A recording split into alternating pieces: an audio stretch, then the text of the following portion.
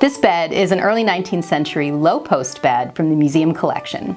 It's made up of 9 pieces that slot together with mortise and tenon joints, and the 4 rails of this bed have a series of holes for passing a rope through.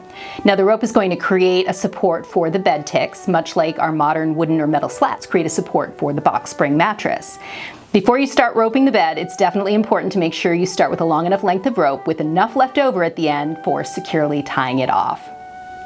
One end of the rope is knotted and stays secure as the other end is fed through the holes in the bed rails in sequence. And as you can see, it takes quite a lot of rope, but the process of pulling the rope through the holes goes faster as you go further along the roping process. Additionally, the ropes are going to create tension that helps secure the wooden bed pieces in place. So without that added tension from the ropes, this bed would definitely not hold together very well at all. Once the ropes have been put through all of the holes going in one direction, now it's going to be time to turn the corner and put them going through the other way. At this junction, the rope is going to be woven in an over-under pattern, creating a sturdy support structure.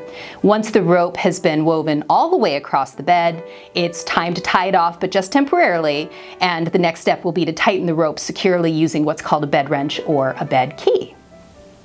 The bed wrench or bed key is a wooden device with a U shape at the bottom and some form of T-shaped handle at the top. The U slot fits over the rope and the bed key is turned to tighten and take up any slack in the rope. Then a small wooden peg is inserted into the hole to keep the tension on the rope while progressing down the entire bed, tightening at each hole. Once the rope has been completely tightened, the rope is securely tied off at that point and then tucked in a corner out of the way. Once the rope is secure, it's time to furnish the bed. The first thing to go on the bed is the bed tick, historically stuffed with feathers or straw, but in our case in the museum we use modern packing peanuts, which are inert, lightweight, and don't attract pests.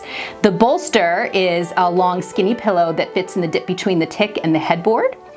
And after that, you're ready to start dressing the bed. A linen or cotton sheet is the first layer. It's tucked in on all 4 sides as the bottom layer. It is much easier to work with than a modern fitted sheet and much easier to fold. After that is on securely and tucked in, the next layer is going to be a second sheet nearly identical, also usually of cotton and or linen. That will be tucked in on 3 sides, leaving obviously the head of the bed untucked.